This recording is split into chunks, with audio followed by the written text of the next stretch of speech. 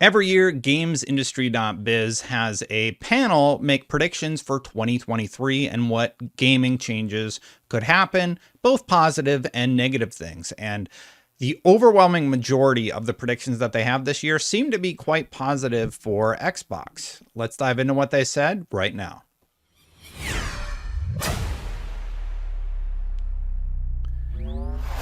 So this is from GamesIndustry.biz, as I said, and it says our annual panel of industry watchers returns with new faces, new calls for 2023, and assessments of 2022 predictions.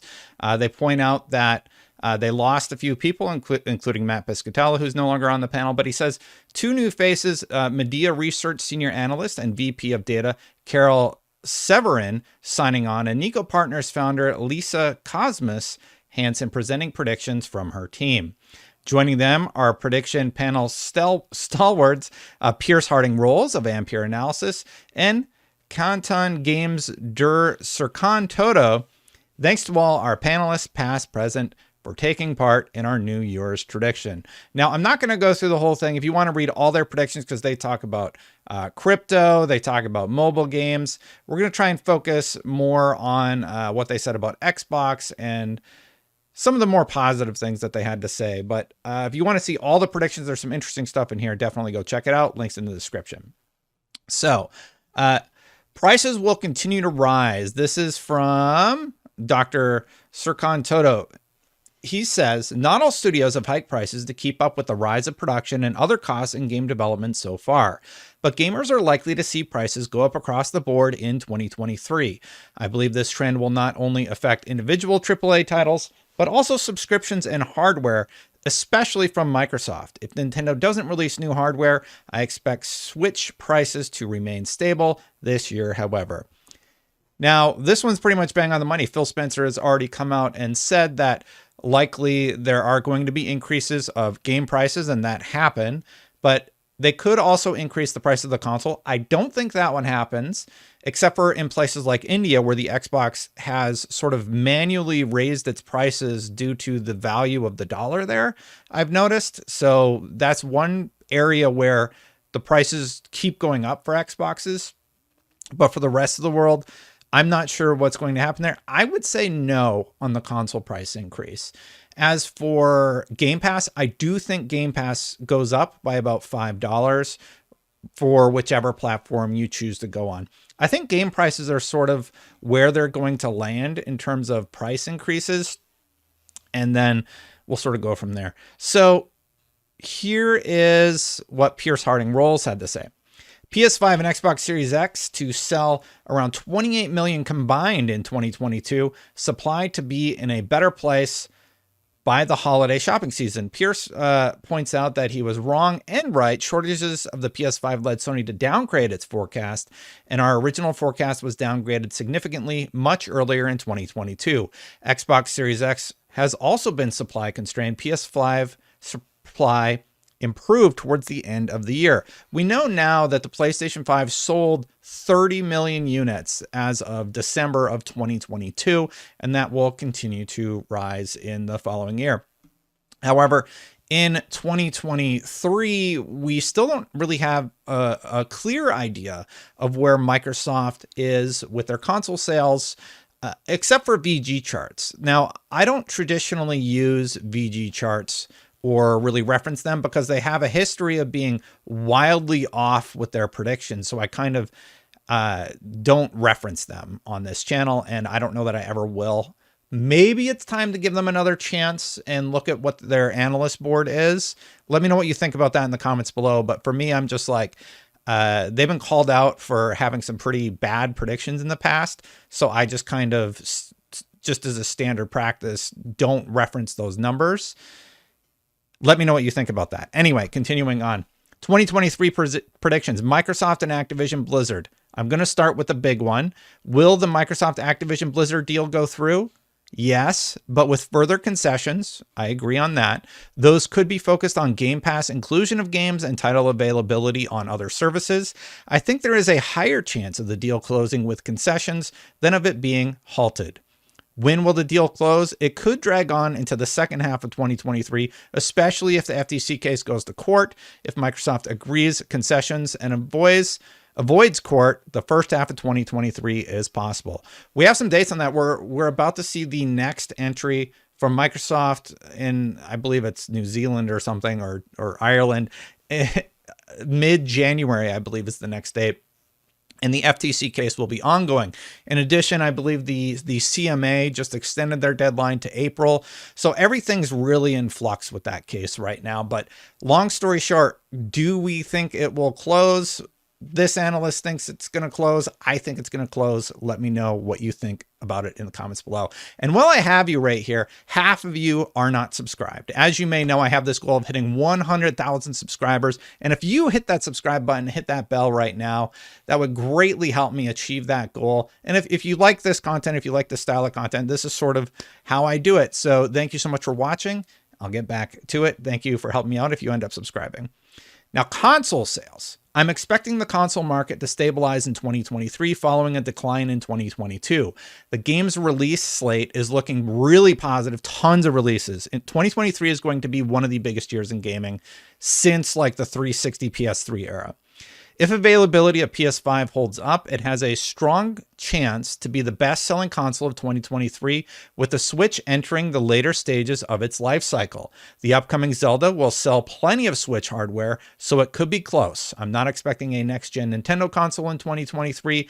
We have 2024 in our forecast. Now, there's a story that I actually had all lined up to talk about this, but there was a rumored Switch 2 that was going to be built, and I believe that ended up getting canceled. So I do agree that the console market is going to stabilize. I don't think like they're going to see a massive explosion of console hardware sales. I think that's kind of leveling off right now. I mean, with PlayStation selling 30 million, do I think they hit 60 million in 2023?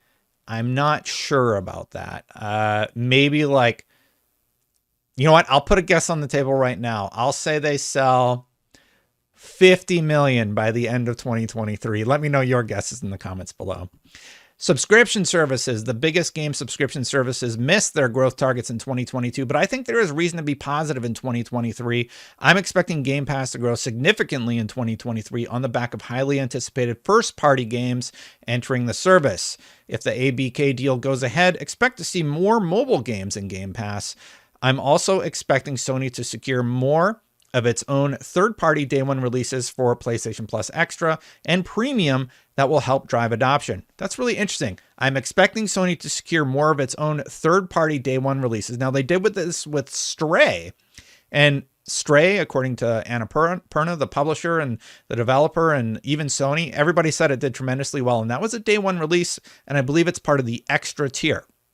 So if that did well, I have to imagine that Sony, looking to compete with Game Pass, is going to continue to do that. I would love to see that. I think that would be very smart on Sony's part, and I would be very happy. For Game Pass to grow significantly in 2023, look, if that Activision deal goes through, I think a lot of people will just subscribe to Game Pass because they know they're going to get Call of Duty. They're going to get like a lot more in that package. Like, imagine if Diablo is part of Game Pass.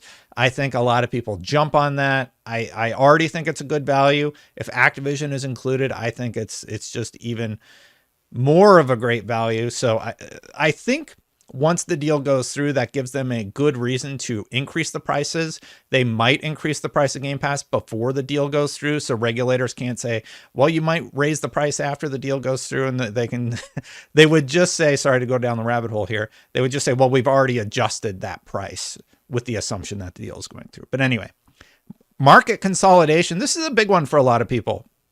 Following the announcement of the Microsoft ABK deal at the start of 2022, the chances of further huge deals between major publishers has subsided as the financial and economic backdrop has changed dramatically.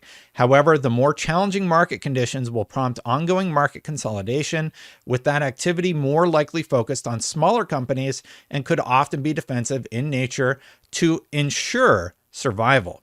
The mobile game space is ripe for continued defensive consolidation in 2023. Average deal value is likely to be continued declining through 2023. 2022 was really the year to sell. That's when you're going to get the biggest offers. I think people saw the recession coming, and now that it's here, you're not going to get those $70 billion deals anymore. I think you're going to get a little bit less because everybody's sort of tightening the purse strings, so to speak. I do think that mobile games is something I hadn't considered. Imagine Game Pass did come to mobile and they had a mobile game specific offering. I think that's a really interesting way to further expand their business model. And maybe that's what Microsoft was thinking all along. I hadn't quite considered that. There is also a rumor that I've seen around. It's sort of flimsy, so I didn't really dive into it, but a lot of people I've seen online talking about the possibility still of Sony acquiring Square Enix. So I think that's within the Square Enix budget. It makes sense because they're both Japanese companies. It sort of makes sense because Square Enix has talked about sort of consolidating. They've already spun off a lot of their IPs in the West to, I believe it was Embracer Group. And that could continue into the new year. Continuing on though, consumers will be looking to do two key things: decrease overall spending and or increase value for money from their purchases. And that's exactly why I think Game Pass is going to do really well in 2023. Not only is the slate of games massive, but in addition to that, it is a great value. And if people are looking to spend less money, they're going to probably look to services like PlayStation Plus and Xbox Game Pass to have their games delivered to them. In 2023, game companies will thus have to navigate the tall order of increasing value for money while keeping entry costs flat or ideally lower. I do not think costs go down. Game subscriptions as a perceived money value saver compared to the traditional proposition, which is still is fresh in gamers' mind. He's basically saying that people are probably going to want to spend money on a subscription as opposed to buying a game outright. Xbox will narrow PlayStation's lead in terms of console ownership. Now, this is a big one. This is the silly hand graph thing that I made where I said, I think PlayStation and Xbox are going to sort of even out in the new year. This is the silly hand graph that I made that everybody made fun of me for. And now here we are with an analyst basically saying the same thing. I think the companies end up evening out at the end of the day. The adverse macroeconomic climate couples well with Xbox's cross-platform and hardware agnostic efforts, as well as with its focus to provide value for money and mitigate the requirement for consumers to part with large sums of money at once. The combination of these dynamics mean Xbox is better positioned to thrive in a recessionary environment than PlayStation. As a result, Xbox will significantly narrow the gap in terms of console ownership and usage in 2023. You can buy the Xbox Series S. It's a lower cost point. You can have Game Pass. There's availability of the Series S, which means you can probably get the Xbox All Access program where you basically pay the price of the console, but you get Game Pass Ultimate included. It's a very good value proposition, and that's why this analyst is thinking with that value proposition on the table, they're likely going to do quite well this year. Blizzard will re-enter China after it ends its partnership with NetEase in January. I talked about that in this story up here, but basically games like World of Warcraft are no longer in China. It's because of like a contract expiring with NetEase. And this analyst is saying, I think that will return in 2023. It's just a contractual thing, right? So we'll see what happens there. And that was the last one. So lots of interesting stuff here. There's even more in this article. There's a ton I didn't go over. They talk about the mobile space. They talk about Asia territories and how they're going to expand there. It's a really, really interesting piece. I highly recommend you check it out in the comments below. Thank you so much for watching. Hit that subscribe button, hit that bell to know when this content goes live. Help me hit that 100,000 subscriber mark. Thank you so much for watching, everybody. Thank you so much to the members. I really appreciate you. Thank you so much for supporting the channel. I'm going to get out of here, but if you want to see what's going on with Redfall, an Xbox game, you can check out this video here where I talked about the Games Radar article and cover it in depth, or you can subscribe also. Thank you so much. I'll see you for the next one.